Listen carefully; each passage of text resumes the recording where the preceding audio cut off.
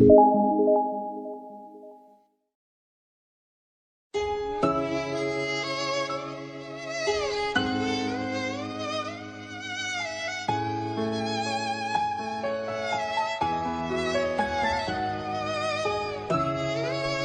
setelah itu malaikat Jibril setelah memberikan kabar gembira bahwasanya umat Nabi Muhammad sudah dapat jaminan surga, kemudian Nabi Muhammad menyerahkan kepada malaikat Israel.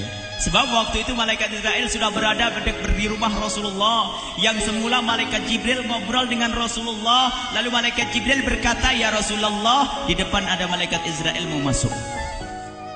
Kata Rasulullah, "Boleh masuk, silakan."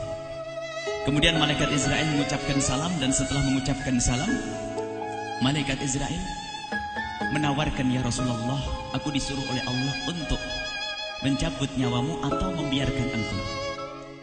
Dalam riwayat, aku disuruh oleh Allah untuk memberikan pilihan kepadamu, al-baqa' fid dunya, tetap di dunia, atau ar-rafiqal a'la, atau dengan Allah. Nabi Muhammad menjawab, ar-rafiqal a'la, dengan Allah. Kemudian setelah itu Nabi Muhammad berdoa agar umatnya selamat. Setelah ada jaminan umatnya selamat, malaikat Israel, "Sudahlah, cabut nyawaku kalau memang sudah waktuku." Mulailah Nabi Muhammad dicabut nyawa beliau oleh malaikat Israel. Dan di saat Nabi Muhammad mulai dicabut nyawa beliau oleh malaikat Israel, Nabi Muhammad mengatakan, mahadha, apa ini wahai Israel? Malaikat Israel kemudian menjawab, "Ya Rasulullah, itu adalah sakaratul maut, itu adalah sakitnya di dalam kematian." Kemudian Nabi Muhammad mengangkat tangannya sambil berucap, "La ilaha illallah, inna lil mauti la sakarat." Tidak ada Tuhan selain Allah, sungguh di dalam kematian ada sakitnya, sakit kematian, yaitu sakaratul maut. Kemudian Nabi Muhammad memohon, "Ya Allah, Allahumma khaffif alayya sakaratul maut." Ya Allah, ringankan sakaratul mautku ini ya Allah. Dijawab oleh malaikat Israel, "Ya Rasulullah, itu sudah aku ringankan 70 kali." Nabi Muhammad menoleh, "Apa malaikat Israel? Sudah kau ringankan 70 kali keringanan?" "Iya ya Rasulullah, sungguh aku tidak pernah mencabut seorang hamba lebih lembut dari cara mencabut nyawamu. Ini sudah aku ringankan 70 kali. Setelah itu justru Nabi Muhammad menangis, "Israel, 70 kali rasanya masih sakit." "Iya ya Rasulullah, memang itu sakaratul maut." "Lalu bagaimana engkau mencabut umatku wahai Israel?" Allah, yang diingat siapa? Umat. Kalau engkau mencabutku dengan ringan seperti ini masih sakit, bagaimana engkau mencabut umatku ya Israel? Dijawab oleh malaikat Israel, "Umatmu manusia biasa, ya aku cabut." "Ya Rasulullah, begitu saja." "Ya sudah, begitu habis." Nabi Muhammad menangis. Tiba-tiba Nabi Muhammad mengangkat tangan dan memohon kepada Allah, "Allah, Allah, inna lil mauti la sakarat, la ilaha illallah, inna lil mauti la sakarat." Sungguh di dalam kematian ada sakaratul maut. Allahumma khaffif ala ummati sakarat maut. Ya Allah, ringankan dari umatku sakaratul maut. Wa thaqqil alayya, dan bebankan kepadaku. Sampai tidak sadar doanya Nabi Muhammad seperti itu. Thaqqil alayya itu doa cinta. Seorang ibu yang pernah punya anak, tuh lihat kalau doa Rasulullah ini masih diragukan. Bagaimana Rasulullah bisa doa begitu? Itu bahasa cinta yang tidak bisa diterjemahkan dengan oleh akal. Seorang ibu kadang-kadang, ibu yang di belakang, ibu mau dikasih sakit oleh Allah? Mau, Bu? Ibu jauh sekali. Ibu mau dikasih sakit? Jawabnya tidak mau. Tapi suatu ketika seorang ibu melihat anaknya sakit, ngomong, "Sudahlah nak, jangan kamu yang sakit, biar ibu yang sakit." Ada atau tidak? Kenapa ngomong begitu? Itu bahasa cinta itu. Tidak rela kalau anak ini sakit, biar aku saja yang sakit. Itu yang dirasakan Rasulullah. Sakaratul maut begitu sakitnya, membayangkan betapa sakitnya umat Nabi Muhammad di saat dicabut nyawa beliau. Maka Rasulullah mengatakan, "Ya Allah, ringankan sakaratul maut dari umatku, bebankan kepadaku saja ya Allah." Wala sawfa yu'tika fatarda. Permintaan Nabi Muhammad tidak ditolak oleh Allah, dikabul dan dikabul wahai Muhammad. Sallu ala Nabi Muhammad. Dan benar, Sakaratul maut kita ditahan oleh Rasulullah, ditanggung oleh Rasulullah, sehingga digambarkan oleh Imam Bukhari di saat Nabi Muhammad dicabut nyawa beliau, Siti Aisyah yang ada di situ. Rasulullah berada di pangkuan Siti Aisyah, yang saat itu Siti Aisyah melihat keringat dingin keluar dari kening Rasulullah. Siti Aisyah tidak pernah melihat keringat keluar seperti itu. Bahkan di saat dipegang kepala Rasulullah, panasnya melebihi dari panasnya orang biasa. Setiap kali ada kain dicelupkan di air, ditempelkan di kening Rasulullah, langsung mengering.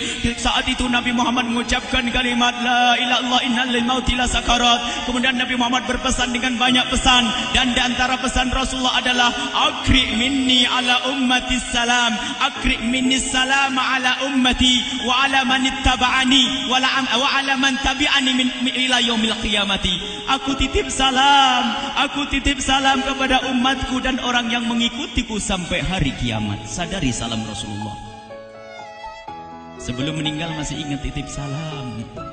Salam kepada siapa? Bukan salam kepada siapa-siapa, tapi salam kepada kita. Maka mari kita mengucapkan salam kepada Rasulullah, karena Rasulullah sudah salam duluan kepada kita. Mari kita sejenak bersalam kepada Rasulullah dan hadirkan Rasulullah ada di mata kita dan di hati kita. Mari kita bersama-sama mengucapkan salam. Assalamualaikum ya Rasulullah. Assalamualaikum ya Rasulullah. Assalamualaikum ya Habiballah. Assalamualaikum ya Nabi Allah. Rasulullah mengucapkan salam untuk kita. Dan di saat itu Rasulullah keringat dingin keluar, maka oleh Siti Aisyah diusap.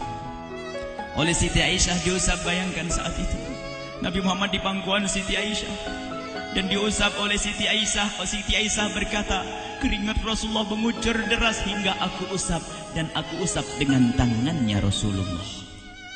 Diusap dengan tangannya Rasulullah. Siti Aisyah memegang tangan Rasulullah sendiri yang digunakan untuk mengusap keringat Rasulullah. Sahabat bertanya, Aisyah, kenapa harus dengan tangan Rasulullah tidak dengan tanganmu? Lihat jawab Siti Aisyah, karena tangan Rasulullah lebih lembut dari tanganku. Sallu ala Nabi Muhammad. Masih sempat nyanjung itu sahabat Nabi. Dalam keadaan begitu masih menyadari kelembutan tangan Rasulullah, jasad Rasulullah, kemuliaan Rasulullah sallallahu alaihi wasallam. Dan aku lebih menginginkan bahwasanya yang menyentuh jidat Nabi Muhammad adalah tangan yang paling mulia di dunia dan di akhirat. Siti Aisyah enggak berani menyentuhkan. Pengennya yang disentuhkan di kening Rasulullah adalah tangannya Rasulullah sallallahu alaihi wasallam. Kemudian setelah itu Nabi Muhammad merasakan sakit yang sangat untuk kita. Kemudian Nabi Muhammad mengangkat tangan tinggi-tinggi mengucapkan la ilaha illallah inna lil mauti la sakarat. Tiba-tiba tangan itu semakin turun dan ditangkap oleh Siti Aisyah. Dan di saat tangan itu jatuh di tangan Siti Aisyah, kemudian tiba-tiba paha Siti Aisyah merasakan berat kepala suci Rasulullah. Dan saat itu Siti Aisyah sadar bahwasanya Rasulullah sudah kembali kepada Allah Subhanahu wa taala. Sallu ala Nabi Muhammad. Siti Aisyah bingung di saat melihat seperti itu. Ditaruh pelan-pelan wajah Rasulullah, sambil menangis lalu berkata, Rasulullah sudah meninggal. Para sahabat Nabi pada bingung. Sayyidina Ali tiba-tiba terduduk, nggak bisa berdiri. Sayyidina Utsman nggak bisa ngomong. Ada orang Sayyidina Zaid berkata, aku baru melihat Rasulullah. Setelah ini aku tidak mau melihat lagi selain Rasulullah. Ya Allah, butakan mataku. Aku tidak ingin aku kotori mataku dengan selain Rasulullah. Dan dibutakan oleh Allah. Bermacam-macam kejadian saat itu. Madinah heboh luar biasa dengan meninggalnya Rasulullah sallallahu alaihi wasallam. Dan sungguh meninggalnya Nabi Muhammad adalah menghidupkan hati yang mati kalau orang faham. Tiba-tiba Sayyidina Abu Bakar datang. Setelah Sayyidina Umar mengatakan, siapa yang mengatakan Muhammad meninggal akan aku penggal lehernya. Jangan seperti orang-orang Nabi Muhammad sekarang lagi pergi seperti waktu Musa pergi kepada Tuhannya, kepada Allah, nanti akan kembali kepada kita. Muhammad belum meninggal. Ini adalah karena kecintaan Sayyidina Umar bin Khattab, tidak ingin Nabi Muhammad pergi. Tiba-tiba datang Sayyidina Abu Bakar As-Siddiq lalu masuk ke kamarnya Rasulullah, lalu masuk kepada Rasulullah, kemudian mengecup kening Rasulullah. Dan Sayyidina Abu Bakar berkata, ya Rasulullah, tibta hayyan wa mayyita. Ya Rasulullah, engkau tetap harum dalam keadaan hidup dan harum setelah meninggal dunia. Sallu ala Nabi Muhammad. Hingga sampai setelah hari besoknya meninggal Rasulullah Senin sore, Selasa malam, Rabu dikubur Rasulullah sallallahu alaihi wasallam. Setelah dikubur, Sayyidat Fatimah bertanya kepada Sayyidina Abdullah ibn Abbas, Sayyidina Anas, wahai Anas, hai Anas, sambil menangis Sayyidat Fatimah Zahra, hai Anas, bagaimana engkau tega? Atabat anfusukum an tahtu ra'sa Rasulillah. Apakah engkau rela menaburkan debu di atas kepala Rasulullah? Sayyidina Anas menangis kaget, ya wahai binta Rasulullah, kalau kami tidak dilupakan oleh Allah, niscaya tidak ada yang bisa mengubur Rasulullah. Jadi saat itu dilupakan oleh Allah, sehingga mereka tidak menyadari melakukan itu semua. Kalau mereka sadar, tidak akan bisa mengubur Rasulullah sallallahu alaihi wasallam. Ini yang diungkapkan oleh Sayyidina Anas. Kalau seandainya kami tidak dilupakan oleh Allah, niscaya kami tidak akan mampu mengubur Rasulullah sallallahu alaihi wasallam. Kami yang hadir di sini, ya Allah, ingin senantiasa hadir di hati kami kekasih-Mu Nabi Muhammad. Maka kami mohon, ya Allah, jadikan kekasih-Mu Nabi Muhammad yang akan, ya Allah, yang akan mendampingi kami kelak saat Kau cabut nyawa kami, seperti yang dikabarkan oleh Engkau, seperti yang Kau kabarkan, yang Kau wahyukan kepada kekasih-Mu Nabi Muhammad. Wa absyiru bil jannati, semua hamba yang beriman akan menyaksikan surga, ya di saat dicabut nyawa mereka, dan surga, di tempat surga itu yang paling mulia adalah Nabi Muhammad. Maka kami mohon, ya Allah, saat Kau cabut nyawa kami, ya Allah, hadirkan Nabi Muhammad di hati kami, ya Allah.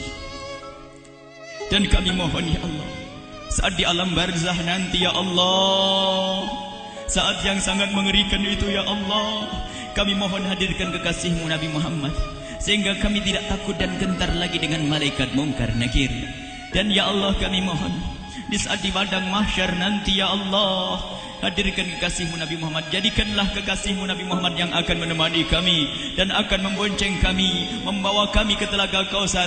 Lalu kami diberi air minum dari air telaga Kausar hingga kami tidak akan haus selama-lamanya. Ya Allah, jadikan kekasih-Mu Nabi Muhammad yang akan menemani kami di saat kami menyeberang Siratal Mustaqim hingga kami tidak akan terjerumus ke neraka Jahanam. Dan jadikan kekasih-Mu Nabi Muhammad yang akan kami saksikan setiap saat di surga-Mu, ya Allah. Ya Allah, jadikan kekasih-Mu Nabi Muhammad yang senantiasa, ya Allah, kami lihat kelak di surga. Dan jadikan ucapan kami di akhir hayat kami kelak adalah, ya Allah, kalimat yang kami ucapkan di akhir hayat kami kelak, ya Allah, adalah kalimat agung dan mulia, la ilaha illallah Muhammadur Rasulullah, la ilaha illallah Muhammadur Rasulullah, la ilaha illallah Muhammadur Rasulullah sallallahu alaihi wasallam. Rabbana atina fid dunya hasanah wa fil akhirati hasanah wa qina adzabannar. Wa sallallahu ala sayyidina Muhammadin wa ala alihi wa sahbihi wasallam. Walhamdulillahirabbil alamin. Al-Fatihah.